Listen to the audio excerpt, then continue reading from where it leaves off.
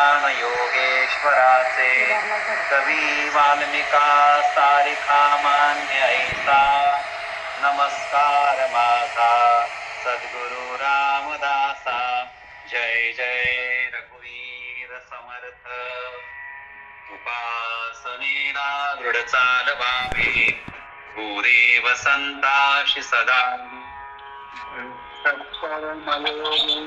घालवावे सर्वामुखी मंगल बोलवावे जय जय रघुवीर समर्थ सदा सर्वदा योग तुझा घडावा तुझे कारणी देह माझा पडावा उपेक्षू नको गुणवंता अनंता रघुनायका मागणी हेची आता जय जय रघुवीर समर्थ धर्माच्या करिता आभास जगती रामानी धाडियले ऐसे जाणून राम भक्ती करिता ऐश्वर्य हे लाभले आता धर्म सख्या तुझ्या पुढतिया नम्रत्वतेने असे इच्छा हो जशी मानसी करीतसे हा देह तुझा असे रामा मी तव दास दास म्हणवी माते कशाचे भय रामा जाईन जे स्थळी सुख घना होईल तेथे जय रामाया भुवन करी तुझ विणे नाही कोणी तारक रामा तू सकलार्थ पूर्ण करीशी तू तात मी बालक जय जय रघुवीर समर्थ आज दासबोधामधल्या दशक 4 आणि समास 10 या विषयी आपण चिंतन करणार आहोत। या 10व्या समासामध्ये समर्थ रामदास स्वामींनी मुक्ती चतुष्टय याचं वर्णन केलेलं आहे। या मुक्ती चतुष्टयाचं वर्णन करताना समर्थ असं म्हणतात मुळी ब्रह्म निराकार तेथे स्फूर्तिरूप अहंकार तो पंचमाभूताचा विचार ज्ञानदर्शी बोलला। समर्थ असं म्हणतात की मुळात ब्रह्म जे आहे ते निराकार आहे, तेथे बहुस्त्याम हे मूळ स्फुरण उत्पन्न झालं, हाच अहंकार आहे आणि यातूनच पुढे पंचमाभूते निर्माण झाली। या संबंधीचा विचार ज्ञानदशकामध्ये समर्थाने मांडलेला आहे। या मुक्ती चतुष्टयाचं वर्णन करताना आपल्याकडे असं म्हणलं की एकोहम बहुस्त्याम, आम्ही सगळेजण एक आहोत जरी आम्ही खूप जरी असलो तरी सुद्धा। आणि मग स्वाभाविकपणे वेगळं आहे ही प्रकृती आहे आणि वेगळेपण दाखवणं ही विकृती आहे। म्हणून याचा सारासार विचार भक्ती मार्गामध्ये समर्थाने मांडलेला आहे। त्यामुळं आम्ही सगळेजण जरी वेगवेगळे असलो तरी हा अहंकार न बाळगता एकहून बहुस्त्याम, आम्ही सगळेजण एकच आहोत कारण आमची प्रकृती एक आहे, आमचा निर्माता एक आहे, अशा प्रकारची भावना अंतःकरणामध्ये असली पाहिजे असा या ज्ञानदशकामध्ये समर्थांनी उल्लेख केला आहे। तो अहंकार वायुरूप तयावरी तेजाचे स्वरूप तया तेजाच्या आधारे आप आवरणोदक दाटले। समर्थ असं म्हणतात की हा अहंकार हा वायुरूप असतो बघा, त्याच्या नाकात वारा शिरला पण असं म्हणतात। अहंकारी माणसाच्या अहंकाराचं कारण की तो एका अर्थानं वायू कोपी असतो, म्हणून अहंकार हा वायुरूप असतो, त्यातून तेज तत्वाचं स्वरूप प्रगट।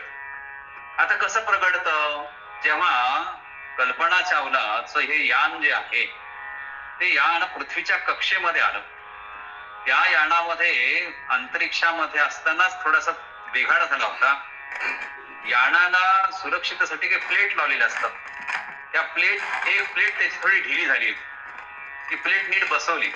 आता प्लेट कशाच्या असतात तर वायूचा आणि यानाचं घर्षण होऊन अग्नी तयार होतो। असा जर अग्नी तयार झाला तर यान पेटू शकतं, त्यामुळं अंतरिक्ष यानाला एक विशिष्ट प्रकारचं कवच असतं. त्या कवचाचा पृथ्वीच्या कक्षेत आल्यानंतर वातावरणात आल्यानंतर घर्षण होऊन अग्नी उत्पन्न होऊ नये. अग्नी जर उत्पन्न झाला तर यान पेटू शकते. म्हणून हे बघा, विज्ञान कसं सांगितलं समर्थांनी मुक्ती चतुष्ट मध्ये, ते असं म्हणतं की अहंकार हा वायू स्वरूप असतो, त्यातून तेज तत्वाचं स्वरूप प्रगट. म्हणजे वायूचं घर्षण यानाला झाल्यानंतर यान पेटतं, हे सत्य आहे. दासबोध हा त्रिकालवादी सत्य. ज्ञान विज्ञान तंत्रज्ञानाच्या दृष्टिकोनातून दासबोध अत्यंत अभ्यासाचा ग्रंथ आहे. म्हणून समर्थ असं म्हणतात, तो अहंकार वायूरूप असतो, त्यातून तेज तत्वाचं स्वरूप प्रगट आणि त्या तेजाच्या आधाराने आप म्हणजे जलतत्व व्यक्त होतं. पाण्याच्या समुद्राच्या रूपाने सर्वत्र भरून राहतं. या समुद्राच्या आधाराने शेष आणि पृथ्वी आपल्या मस्तकावर धारण केली आहे. पृथ्वीचा विस्तार 56 कोटी योजनेइतका आहे.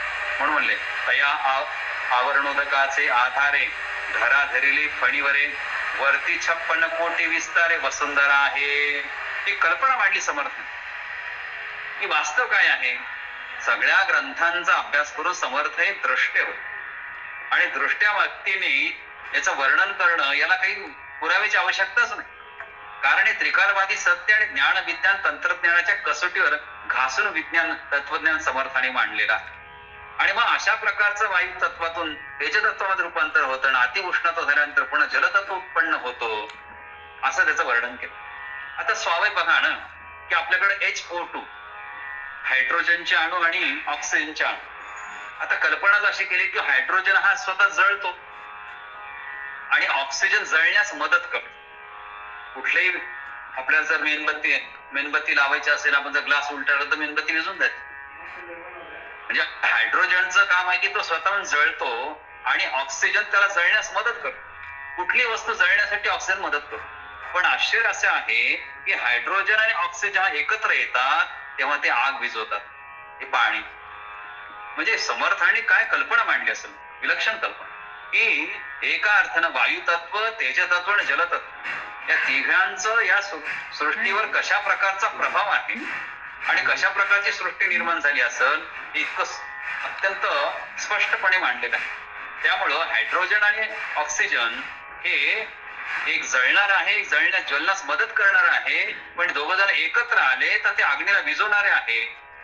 म्हणून एकोहम भवस्त्याम, आम्ही सगळेजण एकच आहोत, आम्ही वेगळे नाहीये. हा जर अहंकार सोडला तर अग्नीसारखा भयानक जी गोष्ट आहे ती सुद्धा शांत करता येते. म्हणून एकत्व फार महत्वाचं आहे. अनेकत्व जरी असलं तरी एकात्म भावना अत्यंत महत्वाची आहे.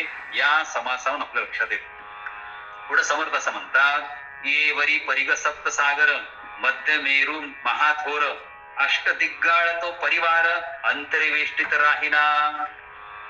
ही अशा प्रकारचे 56 कोटी योजने इतका पृथ्वीचा विस्तार आहे.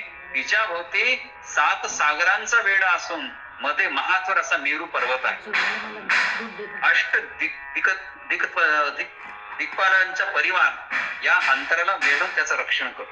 हे दिक्पालक आहे, हे त्याचं रक्षण करतो.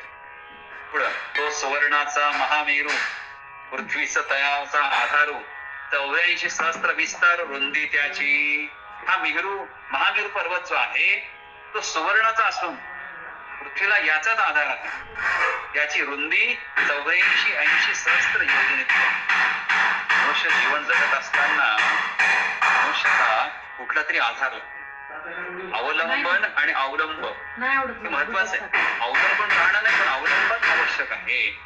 लोक हे अवलंबून राहतात आणि म्हणून समस्या निर्माण झाल्या. अवलंबन आवश्यक आहे पण अवलंबून नाही. साक्षी आवश्यक आहे पण साक्षीदार आवश्यक नाही. साक्षी भाव महत्वाचा, साक्षीदार महत्वाचा नाही.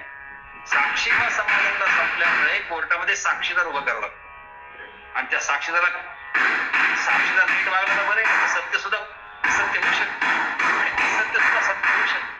त्यामुळं सगळ्यात महत्वाचा भाव काय आहे तर तो साक्षी भाव महत्वाचा. म्हणून तो सुवर्णाच्या पर्वत समर्थ असं म्हणतात की तो एका अर्थानं पृथ्वीला आधार आहे. उंच तरी मर्यादे वेगळा, भूमीमध्ये सहस्त्र 16, तया भोवता बेष्टित पाळा, लोकालोक पर्वतांचा. पुढे समर्थ असं म्हणतं ह्याच्या उंचीला तर मर्यादाच नाही. पृथ्वीच्या आत तो 16 सहस्त्र गेला मध्ये, आणि त्याच्या भोवती लोकालोक पर्वतांचा वेढ आहे. जसं आपल्याला हिमनग दिसतो नदीमध्ये, सरोवरामध्ये, समुद्रामध्ये हिमनग असतो. त्या हिमनगाचं वैशिष्ट्य काय असतं की जितका तो वर दिसतो आपल्याला पाण्याचा, तितका तो खोलवर गेलेला असतो, म्हणूनच तो तरंगत असतो. तसं इथं समर्थ असं म्हणतं की त्याच्या उंचीला तर मर्यादेच नाही, पण पृथ्वीच्या आत तो 16 सहस्त्र योजने गेलेला आहे. खाली पण आहे, वर पण आहे. जसं एखाद्या मंदिराचं, इमारतीचं बांधकाम करावं, जितका कळस मोठा करा तितकं खाली तसं बेसमेंट मोठं करावं लागतं. त्या प्रकारे हा महामेरू पर्वत आहे की ज्याला 16 सहस्त्र योजने तो खाली पण गेलेला आहे. तया ऐलीकडे हिमाचळ, तेथे पांडव गळाले सकळ, धर्म आणि तमानिळ पुढे गेले. हा जो पर्वत आहे, त्या पर्वताचं वैशिष्ट्य त्यांनी सांगितलेलं आहे की याच्या पलीकडचे सर्व पांडव मृत्युमुखी पडले, अलीकडे मृत्युमुखी पडले, आणि तो हिमाचल पर्वत आहे फक्त धर्मराज आणि श्रीकृष्ण मात्र ते ओलांडून गेले.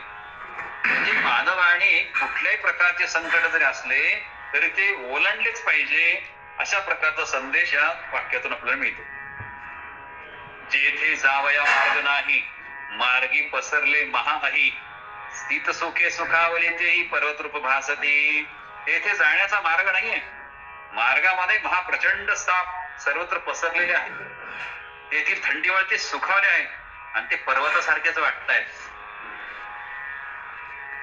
तया ऐलीकडे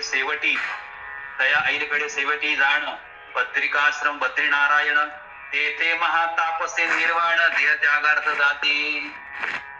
अलीकडच्या काळामध्ये यात्रेला जाणं हे आता शोक झालेला आहे, आणि यात्रेच्या म्हणलं की आज जेवण करायला मिळालं तर त्याला प्रसाद म्हणायचं, प्रवासामध्ये भक्ती केली तर त्याला यात्रा म्हणायची आहे. म्हणजे तुम्ही कुठली कृती करता त्याच्यात कोणता भाव महत्वाचा आहे ते आहे.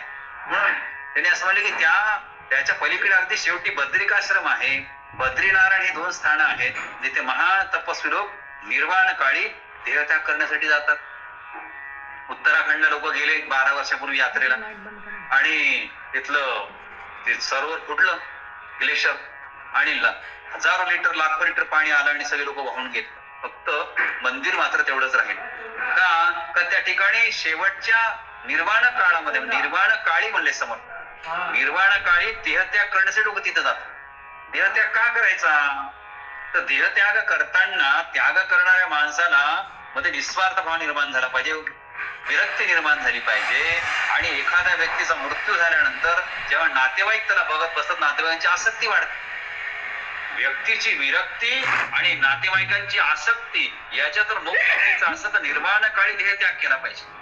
आणि म्हणजे सगळे साधू संत जी माणसं आध्यात्मिक क्षेत्रातली असतात, ती माणसं अशा ठिकाणी देहत्याग करतात की त्या देहाबद्दल त्यांना त्यांच्या मनात विरक्ती निर्माण होती आणि नातेवाईकांमध्ये आसक्ती निर्माण होती. नातेवाईकांची आसक्ती मनुष्याला पुढचा त्रैलोक्याचा प्रवास करण्यासाठी खूप अडचणीची निर्माण होते, मोह उत्पन्न होते त्या जीवात.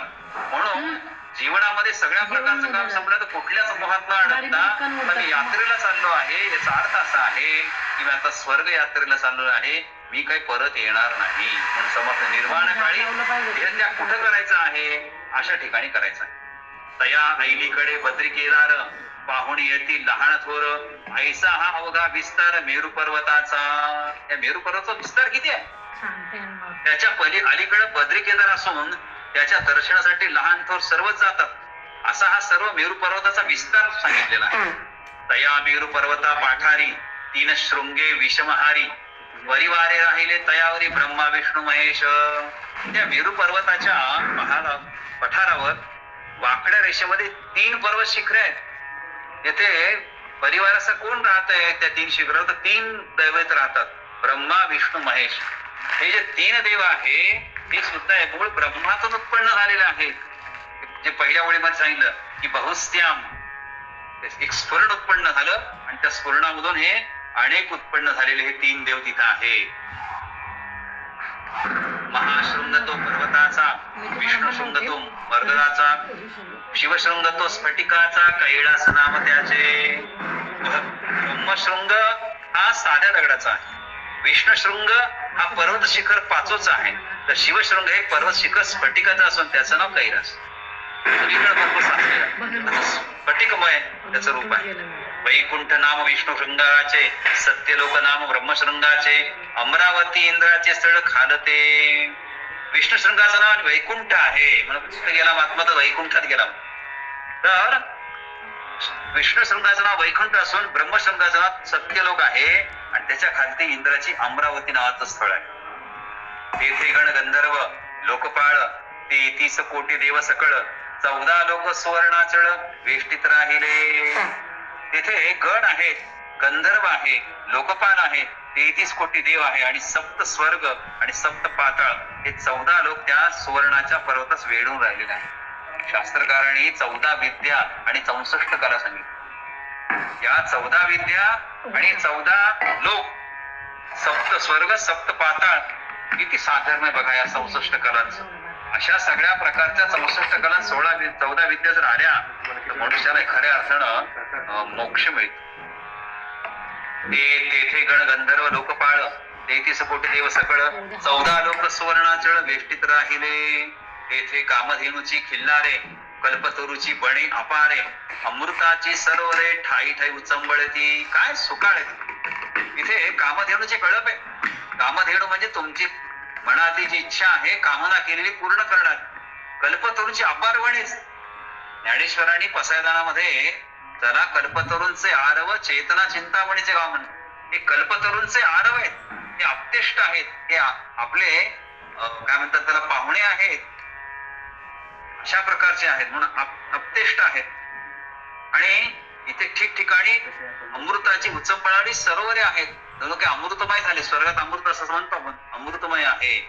तेथे उदंड चिंतामणी हिरे परिसाची या खाणी, तेथे स्वर्णमय धरणे लखलखामायन.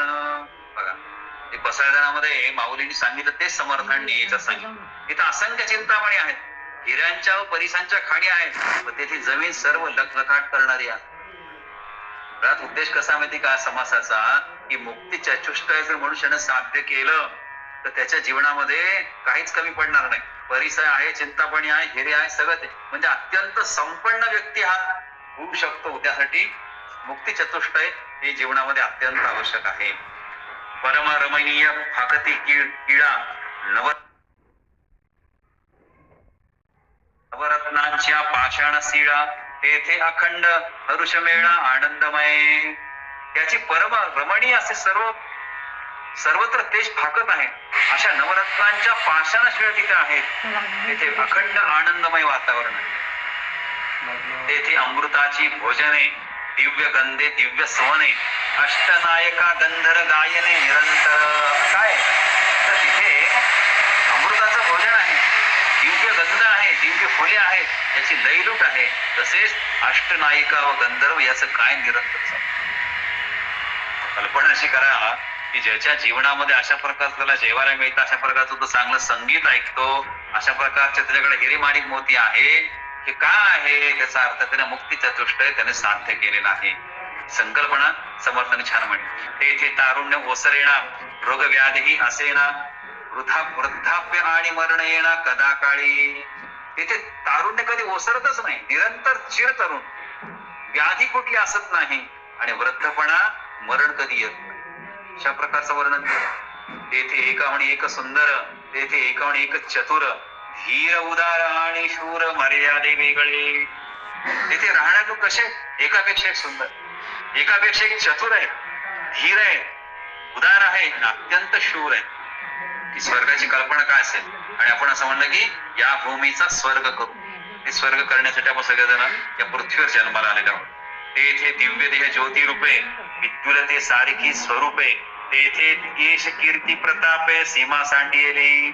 तिथं काय नाही, तिथे रहिवाशांचं देह अत्यंत दिव्य देह आहेत, ज्योतिरूप असतात. बघा एवढं लक्षात ठेवा की देवाजवळ दिवा लावला आणि एखाद्या दिवा विजला तर लोक म्हणतात आपल्या घरी कोणतरी गेलं नातेवाईकांमध्ये. कारण मनुष्याचा देह हा ज्योतिरूप असतो म्हणून विजेच्या प्रकारे तो लखलखीत असतो. त्याचं स्वरूप आणि त्याचं यश हे अत्यंत, यश आणि प्रताप हे फार असीम असतं. अशा प्रकारचा तिथं दिव्य देह ज्योतिरूप आहे. एक प्रसंग मला आठवतो. कसं म्हणजे त्या प्रवर्चनामध्ये तर लागू होतं की नाही मला माहित नाही, पण विनोदाचा प्रसंग असा आहे, जसं असं म्हणलं की प्रत्येक देहाचं दिव्य ज्योतिरूप तिथं असतं. एक प्रसंग असा एकाने सांगितला की 2 गृहस्थ यात्रेला निघाले आणि झोपले, आणि एक जण फार आळशी होता, स्वप्नाळ होता की काही ना कष्ट परमेश्वर मला प्राप्त व्हावा, अशा प्रकारे त्याची मानसिकता होती. रात्री झोपल्यानंतर तो आळशी व्यक्ती स्वर्गामध्ये गेला. त्याने स्वर्गाची सगळी दालनं बघितली, स्वर्गाचं सुख बघितलं, आणि बघता बघता त्याला एक असा मोठा एक सभागृह दिसला. ते सभागृह बंद होतं आणि त्या दारावर एक दिवा लावलेला होता, पंथी दिव्याचं चित्र होतं. मग त्याला कुतूहलानं विचारलं त्या आळशी व्यक्तीनं तिथल्या द्वारपालाला की स्वर्गामध्ये हे एवढं मोठा हॉल कशाचा आहे, याच्यावरती दिव्याचं चित्र आहे, काय आहे? द्वारपालाने सांगितलं या हॉलमध्ये पृथ्वीवर जेवढे जीव आहे त्या प्रत्येक जीवाचा एक दिवा लावलेला आहे, एक पंथी लावलेली, त्या पंथीप्रमाणे त्याचं जीवन असतं. तर तो म्हणाला मला बघायला मिळेल का? तर द्वारपाल म्हणला तो मी स्वर्गात आल्यानंतर तुम्हाला काय मिळेल, नाही कसं म्हणताय. लेकिन एकदा आपण एखाद्या सर्कसचं तिकीट काढलं की सगळंच बघायला मिळतं, एखाद्या म्युझियमचं तिकीट सगळं बघायला मिळतं, एखाद्या उद्यानाचं तिकीट सगळं बघायला मिळतं. तो आता इथं आलाच आहे स्वर्गामध्ये, तुला सगळं फुकट बघायला मिळत. मग म्हणले मला हे दालन उघडून बघायचे. मग त्या द्वारपालाने त्या आळशी ग्रस्ताला ते दालन उघडून दाखवलं दार. मग त्यांना बघितले मध्ये अनेक पंत्या लावलेल्या होत्या, आणि त्या पंत्या तेवत होत्या. काही पंत्यामधलं तेल कमी झालं होतं, काही जणांच्या वातीला काजळी लागली होती. म्हणून त्या आळशी व्यक्तीनं द्वारपालाला विचारलं की म्हणले द्वारपालजी याच्यात काही पंत्यामध्ये तेल कमी झालंय. तर द्वारपाल असं म्हणलं की ज्यांच्या पंथीत तेल कमी झालेलं आहे दिव्यामध्ये त्यांचा मृत्यू जवळ आलेला आहे. मृत्यू जवळ आला खाली पृथ्वी लोकांमध्ये की त्याचं वरती तेल संपलेलं असतं. मग या ग्रहस्थाला चिंता लागली, मुळात तो आळशी व्यक्तीच होता. मग त्यानं सगळ्या त्या दालनामध्ये फिरला आणि म्हणलं की आपल्या नावाचा दिवा कुठे आहे? त्याचं नाव दीपकच होतं. म्हणजे दीपक नावाचा दीपक कुठं आहे? आणि नेमकं त्याच्या नावाचा दिवा त्याला सापडला. दिवा सापडल्याचा आनंद झाला त्याला खूप, पण त्यानं असं म्हणलं की आपल्या दिव्यातलं तेल संपत चाललेलं आहे. फार दुःख झालं. आणि आधी तर दिवा सापडला असतं बरोबर, सापडण्याचा आनंद तर काही राहिलाच नाही, पण दिव्यातलं तेल कमी झालं तर काय करणार. म्हणून त्यानं हळूच शेजारच्या दिव्यातलं तेल घ्यायचं, बोटाने आपल्या दिव्यात टाक, शेजारच्या दिव्यातलं तेल घ्यायचं आपल्या दिव्यात टाक, असं करून त्याचं दिवा भरण्याचं काम चालू होतं.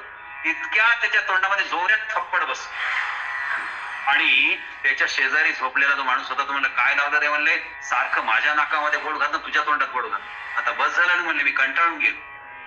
वास्तव काय आहे आणि स्वप्न काय आहे हे लक्षात घ्या. मनुष्य नेहमी स्वप्नामध्ये राहतो, परंतु वास्तव काय केलं तर वास्तव तो तिथं शेजारी झोपला होता खाली, पण त्याची वृत्ती अशी होती की आपलं भरायचं दुसऱ्याचं घेऊन. अशी माणसं स्वर्गात कशी जाणार आहे? म्हणून हा प्रसंग जरी विनोदी असला तरी सुद्धा त्या समली तेथील रहिवाशांचे देव कसे आहे तर दिव्य ज्योती रूप आहे. ज्योतीच्या स्वरूपामध्ये ते त्यांचे देव विजेप्रमाणे लखलखीत त्यांचं स्वरूप आहे, आणि ते यश आणि प्रताप त्यांचा असीम प्रताप आहे. ऐसे ते स्वर्ग भुवन सकळ देवाचे वसती स्थान, तया स्थळांचे महिमान बोले जे तितके थोडे. ते स्वर्ग भुवन आहे, सर्व देवांचं वसतीस्थान असून त्या स्वर्गस्थळाची थोरवी किती जरी वर्णन केलं तरी कमीच समर्थ म्हणतात. इतकं वर्णन त्या स्थानांचं केलेलं आहे. तेथे ज्या देवाचे भजन करावे तेथे देवलोकी राहावे, स्वलोकता मुक्तीचे जाणावे लक्षण ऐसे. आता समर्थाने मुक्ती चतुष्टयाचं वर्णन सुरू केलेलं आहे. या मृत्यू लोकात असताना ज्या देवतेची उपासना माणूस करतो त्या देवतेच्या लोकात तो मृत्यूंत जाऊन राहतो. म्हणून स्वलोकता मुक्तीचं लक्षण आहे. स्वलोक आपण निवडतो. बघा आश्चर्य असं आहे की जेव्हा भारत देश स्वतंत्र झाला तेव्हा आपल्या देशामध्ये आपण म्हणतो की 33 कोटी देव आहे. म्हणजे आपल्या देशाची लोकसंख्या सुद्धा 33 कोटी होती. 33 कोटी लोकांचे 33 कोटी देव आपल्या देशामध्ये. मग लोकांनी देवासारखं होण्याच्या ऐवजी लोकांनी आपल्यासारखे नवीन देव तयार केले. 100 कोटी 1.25 कोटी लोक तयार झाले. म्हणजे देवासारखं भक्तांनी होणं अत्यंत आवश्यक आहे. असे 33 कोटी देव असताना लोकांनी देवासारखं न होता आपल्यासारखे देव तयार केले पण नवीन, जे आपल्या सोयीचे. तसं नाहीये. या मृत्यू लोकांमध्ये असता पण ज्या देवतेची उपासना म्हणून माणूस करतो त्या देवतेच्या लोकात त्याचा मृत्यू तर जावं लागतो. म्हणून कोणत्या देवाची उपासना केली पाहिजे लक्षात ठेवलं पाहिजे. देव तर सगळे समान आहे, एक शक्ती जगाला चालवणारी आहे, सच्चिदानंद स्वरूप. पण तुम्ही कुठल्या स्वरूपामध्ये पूजा करता ते महत्वाचं. एक ब्राह्मण होता आणि त्याला अत्यंत सवळ ब्राह्मण, त्याला ब्राह्मणाच्या घरी तो नेहमी जेवण जायचा.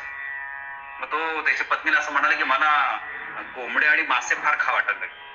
आता कसं असते की गत जन्मामध्ये या जन्मामध्ये आपण मोठे होतो, मोठे होणार असतो, आपलं टार्गेट ठरले असं, आपण डॉक्टर होणार, इंजिनियर होणार, महाराज होणार, संत होणार ठरलेलं असतं. पण पूर्वजन्मातल्या पापामुळे या सगळ्या मनुष्याला श्रेष्ठ बनण्यासाठी अडथळे निर्माण होतात. आणि हे जीवनामधले अडथळे मग चहा पिणं असेल, कॉफी पिणं असेल, दारू पिणं असेल, मांसाहार असेल, व्यभिचार असेल, अशा प्रकारचे अडचणी, अहंकार असेल, हे मध्ये मध्ये येतात. म्हणून प्रत्येक माणसाचं, प्रत्येक जीवाचं एक चांगलं ध्येय ठरलेलं असतं, पण ते ध्येय प्राप्त करण्यासाठी अनेक अडचणीमध्ये येऊन उभा राहतात. त्या अडचणी त्या माणसाला ध्येयापर्यंत जाऊ देत नाही. म्हणून गुरुमंत्र काय करायचं? आता हे जे आपण गुरुमंत्र घेतो, हे गुरु काय करतात आपल्याला? या आपल्या सदमार्गामध्ये ज्या अडचणी येतात, जसं आपल्या रस्त्याने जाताना काटेकोटे फेकून द्यायचे, दगडखंडे बाजूला फेकायचे, विंचूकाटे बाहेर फेकायचे आणि मार्ग मोकळा करायचा. म्हणून गुरु काय करायचा असतो? प्रत्येक व्यक्ती हा प्रचंड शक्तिशाली आहे, त्याच्यामध्ये प्रचंड गुरुत्वाकर्षण शक्ती आहे, परंतु तो काही पण बनू शकतो. तो डॉक्टर होऊ शकतो, सायंटिस्ट होऊ शकतो, पंतप्रधान होऊ शकतो, पण त्याच्या घडणे, तो घडणार जे आहे त्याच्यामध्ये, त्या मार्गावर जीवन जगणार काही, त्याच्या जीवनात असे प्रसंग असे येतात, चांगले वाईट, त्या वाईट प्रसंगामध्ये त्याला तारून नेण्यासाठी मात्र गुरुची आवश्यकता असते. गुरु अत्यंत आवश्यक आहे. म्हणून 33 कोटी लोकांचे 33 कोटी देव होते आणि देवाप्रमाणे लोकांनी वागणं सोडून दिलं. आता लोकांनी आपल्या वागण्याप्रमाणे देव तयार केले. म्हणून समर्थ ओळीत म्हणतात, 23व्या ओळीमध्ये म्हणतात, या मृत्यू लोकात असताना ज्या देवतेची उपासना मनुष्य करतो, त्या देवतेच्या लोकामध्ये त्याला नंतर जावं मृत्यूनंतर. आणि मग तिथं स्वलोकता मुक्तीचं लक्षण असतं. हे लक्षण की स्वलोकता म्हणजे काय? मी लोक निवडलाय. शास्त्रकाराने असं म्हणलं की मनुष्य मृत्यू पावल्यानंतर त्याचा जो आत्मा आहे, त्याचा जो जीव आहे, त्याची वासना कशी आहे, त्यांनी कशाची उपासना केली, त्यानुसार त्या कुटुंबामध्ये त्याचा आत्मा खेचला जातो. आईला मूल जसं ओढताय, मला इकडे ये, मला इकडे, मला बाजारात घेऊन दे, मला ही वस्तू पाहिजेच, तसा हा आत्मा ओढला जातो वासनेकडे. आणि मग त्या कुळामध्ये, त्या घरामध्ये त्याला जन्म येतो. मग ते व्यसनिक कुटुंब असेल, दरिद्री कुटुंब असेल, अनेक प्रकार असतात, चांगलं कुटुंब असू शकतं. म्हणून देवतेच्या लोकांमध्ये मनुष्य ओढला जातो. आणि म्हणून प्रत्येकाने, समर्थ असं म्हणतात की 23व्या ओळीमध्ये, की प्रत्येक जण लोक आपला लोक तयार करतो. मी माझ्या वडिलांसाठी लोक तयार करत नाही, माझ्यासाठी माझा मुलगा लोक तयार करणार. मी स्वलोकता म्हणलंय, मी स्वतः माझा लोक निवडतो की कोणत्या लोकात मला जन्माला यायचंय. आदिवासी यायचंय, वनवासी भागात यायचंय, दारिद्र्यामध्ये यायचंय, व्यसनी लोकांमध्ये जन्माला यायचं, व्यभिचार लोकांमध्ये मला जन्म घ्यायचा, हा आत्मा ठरवतो. आणि म्हणून अशा प्रकारचा आत्मा जेव्हा मनुष्य देहामध्ये असतो, तेव्हा देहातीत अवस्था माणसाला प्राप्त होऊन त्याने उपासना केली पाहिजे. पण उपासना अशी केली पाहिजे की अशा देवतेची केली पाहिजे, त्या देवतेकडून त्याला नेहमी प्रेरणा मिळाली पाहिजे, वासना नष्ट झाली पाहिजे. पण दुर्दैवानं मी जसं म्हणालो, जेवढी लोकसंख्या तेवढी लोकांनी देव निर्माण केले आहेत, पण 33 कोटी देवासारखे 33 कोटी लोक तयार झाले नाही. हे देशाचं आपलं दुर्दैव. आणि म्हणून स्वलोकता ही प्रत्येकाने निवडली पाहिजे, ती आवश्यक आहे. कशा प्रकारचा स्वलोक असतो ते प्रसंग असा आहे. एकदा पंजाबचे केसरी लाला लजपत राय हे दुष्काळग्रस्त लोकांना मदत करण्यासाठी फिरले. ते प्रयागला गेले, तेव्हा प्रयागला जाताना ते नेहमी आपल्या मित्राकडे जायचे. पण लाला लजपत रायांचा मित्र होता बाळकृष्ण भट्ट. बाळकृष्ण भट्टकडे ते उतरत आणि त्या दिवशी गप्पा मारत असतात. गप्पा मारत असताना दोघे जण देशाच्या विषयी चर्चा करतात. इतक्या त्यांच्या घरी पाळलेल्या पोपट होते, पिंजरा होता. त्या पिंजऱ्यामधली मैना म्हणाली वंदे मातरम. सत्य घटनावर जुन्यात आजही लोक घरामध्ये पोपट पाळतात. तर ती पोपटी म्हणाली की वंदे मातरम. लगेच दुसऱ्या पिंजऱ्यातला पोपट बोलला, लोकमान्य टिळक की जय, स्वराज्य माझा जन्मसिद्ध हक्क आहे. असे पिंजऱ्यामधले पोपट मैना म्हणत होते. लाला लजपतरायला आश्चर्य वाटलं, हे कसं काय शक्य आहे? प्रत्येकाने आपला स्वलोक शोधला पाहिजे. याने कसा काय स्वलोक शोधलाय पोपटांनी? तर लाला लजपतराय बाळकृष्ण म्हणाले, तू तर तुझ्या घरातील पोपट मैनाला सुद्धा स्वातंत्र्याचे धडे दिलेस. अरे पोपट आणि मैनाला सुद्धा तो स्वातंत्र्याचे धडे दिलेस. पंडितजी त्यावर म्हणाले, काय सांगू लालजी, माझे 2 मुले, लक्ष्मीकांत आणि महादेव, त्यांना पोपट मैना पाळण्याचा फार छंद होता. ते दोघेही त्यांच्याशी बोलत. त्यांनीच त्यांना धडे शिकवले, वंदे मातरम आणि लोकमान्य टिळकांचा विषय असो. ते त्यांना बोलायला शिकवलं पोपटांना. माझ्या या दोघा मुलांनी देशासाठी प्राण अर्पण केले. हे दोघे जण इंग्रजांशी लढताना त्यांचा मृत्यू झालेला, बलिदान झाले.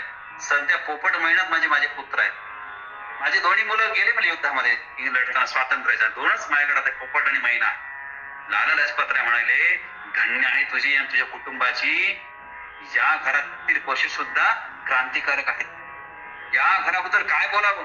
ईश्वराने मला पुढचा जन्म तुमच्या घरी पोपट महिना म्हणून दिला तरी चालेल, असा प्रकार लाला लजपतराय म्हणाले. अशाच परिवारात जेव्हा मी देवाला विनंती करणार आहे की त्याच्यामध्ये प्रचंड देशभक्ती या घरामध्ये आहे. झालं माझ्यासारखं धन्य मीच. तुमच्या अशा घरामध्ये मी जन्माला आलो तर मी धन्य होऊन जाईल. जमशेदजी असं म्हणाले, फार फळक म्हणजे जमशेदजी मेहता म्हणाले, हे त्यांच्या काळात एक प्रसिद्ध उदाहरण त्यांनी मुद्दाम लाला लजपतराय आपल्या जीवनामध्ये सांगितलं. तर तशा प्रकारचं मी म्हणलं की या मृत्यू लोकात असताना ज्या देवतेची उपासना मनुष्य करतो त्या देवतेच्या लोकात त्याला मृत्यूनंतर जाऊन राहावं लागतं. त्याला म्हणजे सलोकता मुक्ती. स्वातंत्र्य लढ्यामध्ये क्रांतिकारकांनी अशी सलोकता मुक्ती मागितली. भगतसिंगाला फाशी देणार होते पण त्याचे आजी आजोबा आणि आई वडील तुरुंगात आले होते.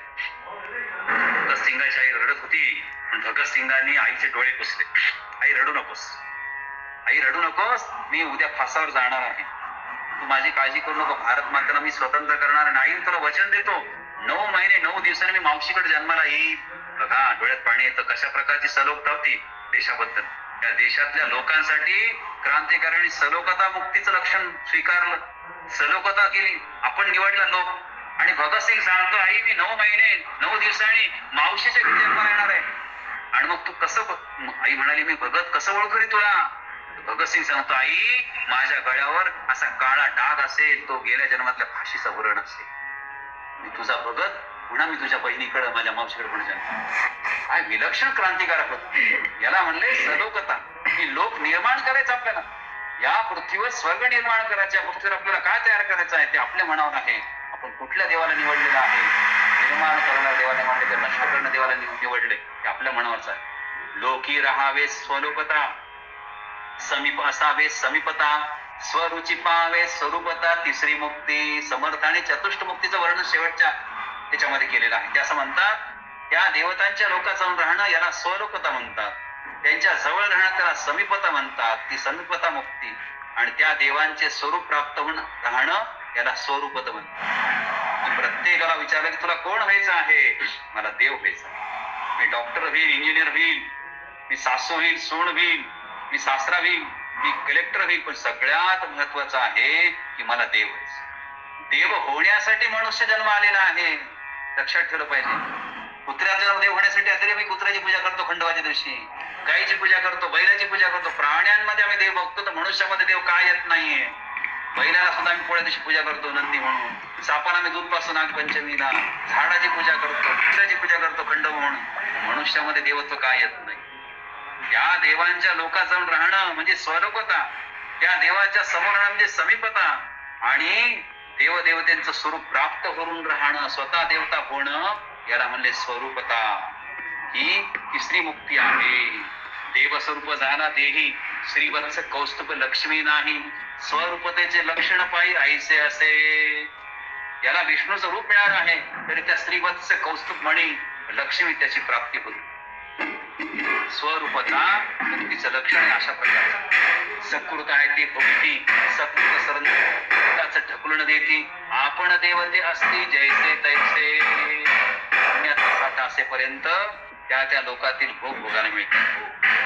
पुण्याचा पूर्ण क्षय झाला इथून माणसाला ढकलून दिलं जातं. मात्र या लोकातील देव तेथे तसेच पूर्वीसारखे असतात. अशा प्रकारचं स्थान मिळालं पाहिजे. आम्ही जिवंत का आहोत. काही जण लवकर का मृत्यू पावले तर कारण त्याचं आहे की आम्हाला परमेश्वराने आमच्या कर्माप्रमाणे आम्हाला श्वास बक्षीस दिलेले. हे जे श्वास आहेत आमचे, एका मिनिटात 15 श्वास, एका तासात 900 श्वास आणि 24 तासामध्ये 19,000 श्वास. हे आम्ही श्वास कशावर ठेवलेले आम्हाला दिलेले आहे. त्याचं मूळ कारण आहे आमचं जेवढं पुण्य आहे ते आम्हाला श्वास दिले. तुमच्या बँकेमध्ये पैसे जमा आहेत, रोज खर्च करायला लागत आहे, बँकेचे पैसे संपणार.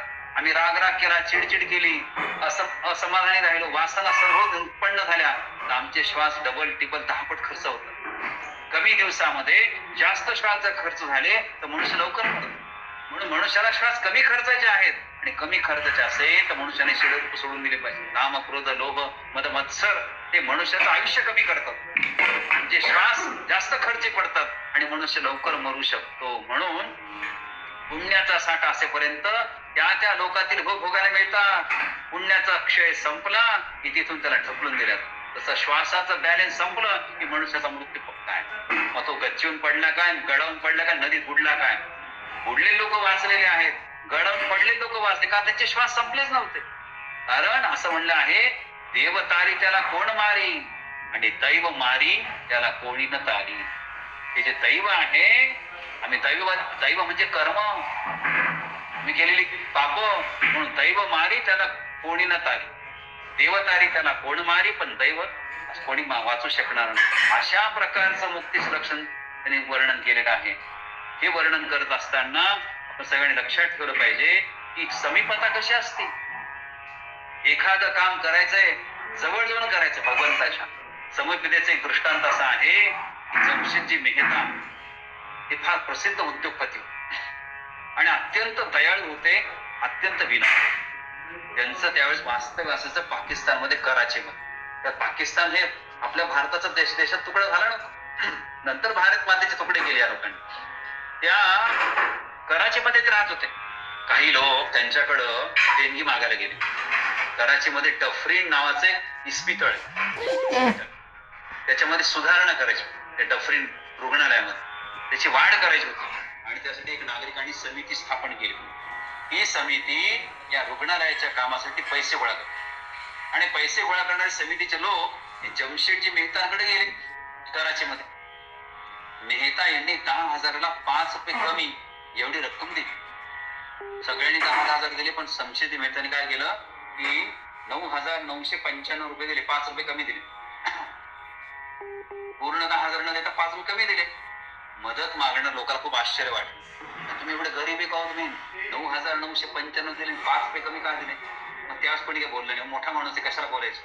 पण दुसऱ्या दिवशी मदत मागणाऱ्या समितीमधला एक सदस्य यांची मेहतांची गाठ पडली, आणि त्या सदस्याने कोतवालाने विचारलं, जमशेदजी तुम्ही काल 10,000 द्यायच्या ऐवजी 9,995 दिले, 5 रुपये कमी दिले, 5 रुपयाने काय फरक पडला असता तुम्ही दिले असते तर. जमशेदजी म्हणाले, फार फरक पडला असता, फार फरक पडणार होता. जर मी पुरे 10,000 तुम्हाला दिले असते तर तुम्ही माझे नाव इस्पितळाच्या हॉस्पिटलच्या देणगीदाराच्या यादीमध्ये लिहिलं असतं. मग दानाचं महत्व काय. अरे तो तर व्यापारच झाला. पैसा द्यायचा, नाव खरेदी करायचं. मला रोग्यांची मदत करायची होती, मला रोग्यांची समीपता साधायची होती, मला स्वतःचं नाव मोठे होण्याची देणगी द्यायची नव्हती. माझं नाव मोठं व्हावं यासाठी मला देणगी द्यायची नव्हती. उजव्या हाताने केलेलं दान डाव्या हाताला कळता कामाण्याचं जमशेदजी मेहतांनी त्या सदस्याला सांगितलं. त्याला म्हणले समीपता. हा भाव ज्याच्या अंतःकरणामध्ये आहे तोच देवा पुढे समीपता भक्ती करू शकतो, तो समीप जाऊ शकतो. म्हणून समर्थांनी या समासाचा शेवट करताना या तिन्ही मुक्ती सांगितल्या मुक्ती चतुष्टयमध्ये. अशा प्रकारची स्वरूपता आहे, समीपता आहे. अशी समीपता आपल्या अंतःकरणामध्ये निर्माण झाली पाहिजे. आता कसं पुढे असं म्हणलंय, सकृत आहे तो भोगितो, सकृत सरताच ढकलून देते, आपण देवते असती जैसे तैसे. ज्याच्यामध्ये देवत्व आहे, दैववादी नाही आहे, तर असे लोक तिथंच राहतात, त्यांना जीवन स्थिर मिळतं. म्हणून तिन्ही मुक्ती नासिवंत, सायुज मुक्ती ते शाश्वत, तेही निरूपिजेले सावचित्त ऐका ते. म्हणून या तिन्ही मुक्ती नाशवंतच आहेत, पण सायुज मुक्ती मात्र अविनाशी आहे. ते कसे आहे ते मात्र चित्त करून तुम्ही ऐकलं पाहिजे. म्हणून प्रत्येकाने आपलं स्वरूप जाणलं पाहिजे की कोण आहे. या प्रामुख्याने ज्या 3 भक्ती आहेत, त्या मुक्ती ज्या आहेत त्या एका अर्थाने त्याचा क्रम आहे. आता स्वरूप कसं जाणलं पाहिजे. डॉक्टर विश्वेश्वरैया हे म्हैसूरला फार मोठे इंजिनियर. विश्वेश्वरैया म्हणजे भारतातले पहिले स्थापत्य अभियंता. भारतात नव्हे तर जगामध्ये ना प्रसिद्धी मिळाली. वृंदावन गार्डन कृष्णदास सागर ही धरणं त्यांनी बांधलेली, ती आजही गाजलेली धरणं आहेत. आजही लोक त्यांच्या कृती पाहून मंत्रमुग्ध होतात ते धरणं बघून म्हैसूरचं. एकदा ते अमेरिकेतील शिकागोला एका परिषदेमध्ये गेले. त्यांचा निबंध वाचण्यासाठी ते गेले होते. तेथील एका लेखकाला त्यांनी तो व्यवस्थित लिहायला सांगितलं. निबंध त्याने लिहून काढला पण पुन्हा चांगल्या अक्षरामध्ये लिहावा म्हणून सांगितलं. आणि त्या लेखकाला त्यांनी सांगितलं, मी तुला $8 मानधन देणार आहे. त्या लेखकाने पण योग्य वेळेत आपल्या सेक्रेटरी बरोबर व्यवस्थित तो निबंध लिहिला आणि विश्वेश्वरांना तो प्रबंध दिला. विश्वेश्वर फार प्रसन्न प्रसन्न प्रसन्न एवढा छान अक्षरात माझा लेखाची तुम्ही लिहून दिल्याबद्दल त्यांनी खुश होऊन डॉक्टर विश्वेश्वर यांनी $8 ऐवजी $10 दिले. $2 जास्त पैसे दिले. जेव्हा लेखकाला ते पैसे मिळाले तेव्हा त्याने मोजले आणि तो विश्वेश्वरांकडे परत आला. आपण मला ठरल्यापेक्षा $2 चुकीनं जास्त दिले, ते परत करण्यासाठी आपल्यासारख्या माणसाने परत केले असते मला सांगा. पण त्याचं स्वरूपच वेगळं. अरे चुकीनं नाही तर मी मुद्दाम तुला दिले, तुझं काम मला खूप आवडलंय, हे $2 तुला बक्षीस म्हणून पाठवले. कामाची पसंती ती पावती आहे. लेखक त्यावर म्हणाला, आपण देऊ शकता पण मी घेऊ शकत नाही. देणारे खूप देऊ शकतात पण घेणारे घेऊ शकत नाही.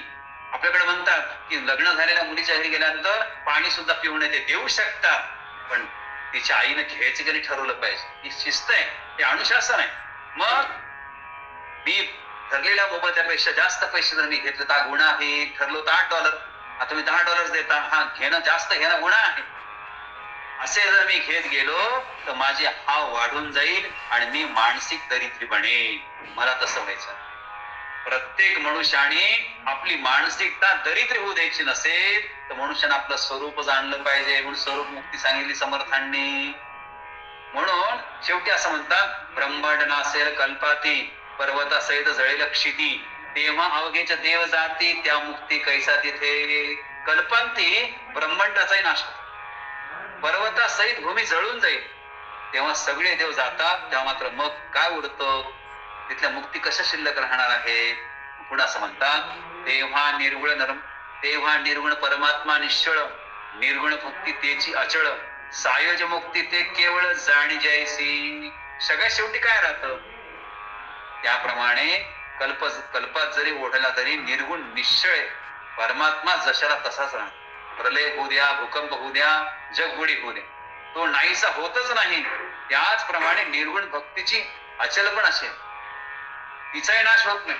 जो माणूस निर्गुण भक्ती करतो, काहीच अपेक्षा न करता, रजतम सत्व अशा कुठल्याच प्रकारची इच्छा धरत नाही आणि अशा प्रकारची इच्छा न करता भक्ती करतो तेव्हा ती भक्ती नाहीशी होत नाही. म्हणून केवळ ती शाश्वत असते. पण त्या निर्गुण भक्ती सुद्धा ही परमेश्वरासाठी अचल असते, कधी नाहीशी होणार. सायुज मुक्ती ही केवळ शाश्वत असते, जाणून घ्यावी. यालाच शास्त्रकारणे सायुज्य मुक्ती असं म्हणते.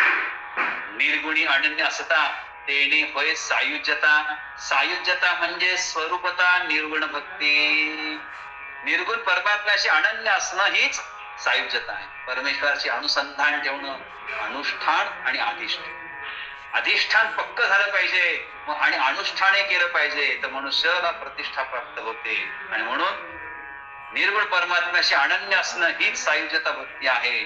सायुज्यता म्हणजे स्वस्वरूपता, तिलाच निर्गुण असे म्हणतात. की मी स्वतःला जाणलंय म्हणून स्वस्वरूप संप्रदाय नावाचा एक संप्रदाय आपल्या देशामध्ये, की तो स्वतःचं स्वरूप जाणण्यासाठी लोकांना प्रेरित करतो. खूप चांगलं काम. शेवटी समर्थ असं म्हणतात, सगुण भक्ती ती चळे, निर्गुण भक्ती ती न चळे, ते अवघे प्रांजळ कळे सद्गुरु केली. आता हे समर्थ फार मस्त सांगतात की ही सगुण भक्ती केली आहे ती चळणार, ती संपणार आहे. निर्गुण भक्ती न चळे. निर्गुण भक्ती कधी चळणार? निरपेक्ष भक्ती, निष्काम भक्ती, सकाम भक्ती. सकाम भक्ती संपून जाईल, तिला चळ लागेल, पण निष्काम भक्तीला चळ कधी लागणार? हे अवघे प्रांजळ कळे सद्गुरु केले. कधी कळलं मनुष्याला की आपली भक्ती चंचळ आहे का निश्चळ आहे? म्हणून हे कळण्यासाठी काय करावं लागेल तर सगुण भक्ती चळते, निर्गुण भक्ती कधी न चळत नाही. हे काय रहस्य आहे हे सद्गुरु केल्याशिवाय कळत नाही. म्हणजे कुठं आणून ठेवलं समर्थाने शेवटी आपल्याला? मी तेच सांगितलं की साधना करताना इंजिनियर व्हायचं असेल, डॉक्टर व्हायचं असेल, संत व्हायचं असेल, ते होणार पक्क आहे. पण त्या मार्गामध्ये ज्या अडचणी येतात त्या पूर्व कर्मामुळे येतात, पूर्व पापामुळे येतात. ती पूर्व कर्म, ती पूर्व पाप आहे नष्ट करण्यासाठी गुरु आपल्याला उपाय सांगतात, मार्ग दाखवतात, आणि ते मार्ग दाखवल्यामुळे आपण ते साध्य करू शकतो. म्हणून समर्थाने शेवटी तेच सांगितलं आहे की सगुण भक्ती चळते, निर्गुण भक्ती कधी चळत नाही. हे काय रहस्य आहे? ते फक्त सद्गुरू सांगू शकतात, अन्य कोणीही त्याचं स्पष्टीकरण करू शकत नाही. काय वर्णन समर्थांनी या समासामध्ये केलेला आहे. आणि याचा सार आपण विचार केला पाहिजे की मुक्ती शब्दाचा अर्थ बंधनातून मोकळे म्हणे असा आहे. त्या ठिकाणी समास संपलेला आहे. या समासावरचा आपण एका अर्थानं समीक्षण करत आहोत की मुक्ती शब्दाचा अर्थ काय आहे, तर बंधनातून मोकळं होणं असा. बंधनाने स्वातंत्र्य गमावते. लक्षात, मनुष्य पराधीन का होतो? कारण तो कशात तरी मोहात अडकतो. काहीतरी बंधन आहे, नात्याचं बंधन आहे, सगळे सोयऱ्याचं बंधन आहे. असं बंधन आलं की त्याचं स्वातंत्र्य गमाव. बघा, अजूनही काही काम करून असं नाही, पण जे घरामध्ये वृद्ध आई वडील आहेत ते आजही नातवाला शाळेत सोडायला जातात, आजही दुधाचं पाकिट आणायला जातात, आजही भाजी आणायला. का? ते बंधनातून मोकळे झाले, बंधनात अडकले. आणि बंधनात अडकली त्यांचं स्वातंत्र्य संपलं. त्यांना वाचायला सुद्धा, ग्रंथ वाचायला वेळ मिळत नाही. जे ग्रंथ वाचल्यामुळे शरीरातल्या ग्रंथी जागृत होतात असे ग्रंथ त्यांना वाचता येते. म्हणून म्हणजे मुक्तीचा शब्द अर्थ असा आहे की बंधनातून मोकळं होणं. आणि बंधनाचे स्वातंत्र्य, बंधनानं काय होतं तर स्वातंत्र्य गमावलं जातं आणि मुक्तीने ते परत मिळतं. स्वातंत्र्य गेलेलं म्हणून स्वातंत्र्य संग्राम आणि स्वातंत्र्य पारतंत्र्याची मुक्ती म्हणून की हैदराबाद मुक्ती संग्राम. काय हे मुक्ती संग्राम जे झाले, स्वातंत्र्य संग्राम, स्वातंत्र्य मुक्ती संग्राम. बघा, देशाला स्वातंत्र्य होण्यासाठी मुक्ती हा शब्द वापरतो. जोपर्यंत बंधनातून मुक्ती होत नाही तोपर्यंत मनुष्य ज्ञान प्राप्त करू शकतो. पारतंत्र्य, देश पारतंत्र्य गेला नाही पाहिजे याची पण तयारी सगळ्या भक्तांनी केली पाहिजे. केवळ आपलं जीवन जगून जमणार नाही. देशासाठी जगायचं र, शिवबान सांगावा धाडलाय र, आणि वेळ पडली तर मरायचं र, देशासाठी जगायचं. माझं जीवन देशासाठी असेल याचा अर्थ असा आहे की मी जर 10 घास खात असेल त्यातले 2 घास मला अन्य जेवण नाही मिळताना दिलं. भगवंताने मला एवढी संपत्ती का दिलेली आहे? मी ती लोकांना दिली पाहिजे, मी त्याच्यातून मुक्त झालं पाहिजे, लोकांना दुःखातून मुक्त केलं पाहिजे. मी संपत्तीतून मुक्त झालं पाहिजे आणि माझ्या संपत्तीतून लोकांना दुःखातून मुक्त केलं पाहिजे. तर हे बंधन तुटणार आहे, नाही तर बंधन तुटणार नाही. माणसाला कोठे आणि केव्हा स्वातंत्र्य हवे असते? म्हणून मानव जीवनात स्वातंत्र्य हे मोठे अत्यंत आवश्यक. कारण स्वातंत्र्य कल्पना अत्यंत उदात्त आहे. म्हणून मुक्ती चतुष्टयमध्ये हा गर्भित अर्थ सांगितले की आम्हाला सर्वांना उदात्त व्हायचं असेल तर आम्ही बंधन असतो.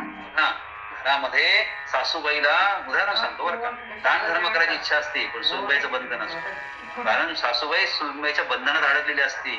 अत्यंत उदात्त, उत्तम, सर्वतोपरी उत्कर्षाकडे नेण्यात हे म्हणतात. ही गंमत अशी आहे, एक असे ते कोणतरी संतांच्या जीवनात उदाहरण आहे. ते संत भिक्षा मागायला जायचे. एका घरामध्ये रस्त्याने घर होतं, त्या घरात रोज भिक्षा मागायची. ओम भवती भिक्षां देही असं म्हणायचं. आणि त्या घरातली ती सासू बाहेर यायची, आज तुम्हाला भिक्षा देणार नाही असं रोज म्हणायची. अशी 4-5 वर्ष झाली. एक दिवस नेहमीप्रमाणे हा संत ते फकीर आपले त्या घरासमोर गेले, म्हणजे ओम भवती भिक्षां देही. त्या सासूबाई नव्हत्या, त्यांची सुनबाई होती. सुनबाई म्हणले भिक्षा नाही. विचार वाटला तर सासू नाही म्हणल्या सुनेचं काय झालं. मग ते पुढे गेल्यानंतर सासूबाई रस्त्यात भेटली. सासूबाई माझ्या घरी गेले होते तुम्ही? म्हणले हो. काय झालं? म्हणले तुमच्या सुनबाईने सांगितलं ते तुम्ही सांगतात ते की भिक्षा मिळणार नाही. असं कसं म्हणले? चला चला म्हणे माझ्या घरी चला. तर त्या भिक्षा आपल्याला कळलंच ना की येणं गेली 5-6 वर्ष कधी भिक्षा दिली नाही. हिची सुनबाई पण म्हणले भिक्षा नाही. आता ही मला कशासाठी घरी नेली? मला नक्की आता ही 5-6 वर्ष भिक्षा देणार आहे. म्हणून तो संत, तो फकीर त्या सासूबाईच्या पाठीमागे गेला आणि दार उभा राहिला. सासू घरात गेली आणि रिकाम्या हाताने बाहेर आली. सांगितलं साधू महाराज भिक्षा नाही. मग मला इथं कशासाठी आणलं तुम्ही? तर ती सासू म्हणाली भिक्षा देणार नाही हा सांगायचा अधिकार सासूचा आहे, सुनेचा नाही. सुनेनं सांगितलं भिक्षा नाही म्हणून, मी सांगितलं असं कसं सांगणार? सुनेचं चुकलं म्हणून मी सांगते भिक्षा नाही. अशा प्रकारचे प्रवृत्तीचे लोक, अशा प्रकारचे बंधनात अडकले लोक की ज्यांना साधू संत कळत नाही, दारात आलेला अतिथ्या देव स्वरूपामध्ये आला दिसत नाही, केवळ स्वार्थ दिसतो. आणि मनुष्य येणाऱ्या अतिथीचं स्वागत भेदभावाने करतो. आपल्या पाहुण्याला जास्त जेवायला वाढतो, अतिथीला जास्त जेव्हा वाढत नाही. ही महापाप आहे. भेदाभेद करणं म्हणजे हे द्वैत तत्वनं एका अर्थानं अत्यंत घोर पाप आहे. म्हणून उत्कर्षाकडे जायचं असेल तर स्वातंत्र्याशिवाय व्यक्तीचे व समाजाचे जीवन हे रसहीन बनते. समाज असो की व्यक्ती असो, प्रत्येकाला स्वातंत्र्याची आवड आहे. ते जर नाही मिळालं तर मनुष्य अत्यंत दुःखी होतो. म्हणून स्वदेशाला, स्वसमाजाला, स्वतःला आर्थिक, राजकीय, सामाजिक अशा सगळ्या प्रकारचं स्वातंत्र्य मिळालं पाहिजे. म्हणून आपला आत्मा स्वतंत्र व्हावा यासाठी सत्पुरुषांनी असाच मोठा त्याग केलेला आहे. बघा, देशाला स्वातंत्र्य मिळावं, क्रांतिकारकांनी त्याग केला, तसं प्रत्येकाचा आत्मा हा स्वतंत्र परत पारतंत्र्य जाऊ नये, तो स्वतंत्र असावा यासाठी अनेक महापुरुषांनी त्याग केला. माणसाला आनंदाची स्वाभाविक ओढ असते, पण आत्मा परतंत्र झाल्यामुळे त्याचा आनंद स्वाधीन राहतो. आत्मा आनंद हा सगळ्यात श्रेष्ठ आहे. वास्तविक आनंद हेच भगवंताचं स्वरूप आहे. म्हणून आनंद सदैव टिकणारा, सर्वत्र राहणारा, सर्व अवस्थांना व्यापणारा, अकारण आणि अतींद्रिय असा आहे. इंद्रियाने आनंद प्राप्त होत नाही. हा परमानंद आहे, तो विलक्षण आहे. तो वारकरी संप्रदायामध्ये आपण सगळेजण घेतो. भगवंताप्रमाणेच तो संपूर्ण स्वतंत्र आणि कोणावर कशावर अवलंबून नाहीये. अशा प्रकारचा आनंद अविनाशी, सर्वांग परिपूर्ण, स्वतः सिद्ध, ज्ञानस्वरूप, सर्वात्मक आणि स्वतंत्र आनंद मिळवणे हेच मनुष्याचं जीवन आहे. निर्बंध भोगणे हे जीवनाचं उत्तम मूल्य. निर्बंध, परमेश्वराचा आनंद निर्बंध मिळाला पाहिजे. परममंगल अवस्थेमध्ये संत त्याला मुक्ती असं म्हणतात. जो परम आनंद त्याला जीवनात प्राप्त झाला त्याचा आनंद कोणावर अवलंबून नाही. डिपेंड आणि इंडिपेंडेंट. इंडिपेंडेंट डे 15 ऑगस्ट आहे, पण प्रत्येक डे हा डिपेंड डे. म्हणून लोक दुःखी. प्रत्येक दिवस जर इंडिपेंडेंट डे झाला, स्वतंत्र दिवस वापरला तर मनुष्य कधी गुलाम होणार नाही. त्याला मोक्ष तो कोणी त्याला मोक्ष मिळणार. पण आपण फक्त स्वातंत्र्य दिन 15 ऑगस्टला करतो आणि तो इंडिपेंडेंट डे असतो आणि बाकी सगळे 364 दिवस डिपेंड डे असतो. इंडिपेंडेंट जीवन जगायचं असेल, परमेश्वराशिवाय कोणी नाही. परमेश्वराजवळ समीपता, सलोकता, स्वरूपता, सायुज्यता या 4 मुक्ती चतुष्टयाच्या माध्यमातून परमेश्वराकडे पोहोचायचा अर्थ असा आहे की परमेश्वरासारखा आनंद आम्हाला प्राप्त. परमेश्वरासारखं उदंड आम्ही लोकांना मदत केली पाहिजे. परमेश्वरासारखं उदंड लोकांना समाधान देऊ शकलो पाहिजे. अशा प्रकारच्या विरक्तीला समर्थांनी मुक्ती चतुष्टय, विलक्षण चिंतन समर्थांनी या मुक्ती चतुष्टयामध्ये मांडलेलं आहे. आणि म्हणून सगळ्यात महत्वाचं आहे की सायुज्यता म्हणजे स्वस्वरूपता. मी कोण आहे म्हणून हरी श्री हरी पाविजे तो स्वभावे, मना सज्जना भक्ती पंथेचे जावे, तरी श्री हरी पाविजे तो. आमचा तो श्री हरी आहे, तो आमच्या स्वभावात जर आला तर समर्थानी स्वस्वरूपता. माझं स्वरूपच भगवंताचं आहे, अन्य प्राण्यांना ते मिळालं नाही, मला मिळालं आहे. आणि म्हणून अशी सायुज्यता मुक्ती ही मुक्ती चतुष्टयाला सर्वात श्रेष्ठ सांगितलेली आहे. आणि ती कशामुळे प्राप्त होते?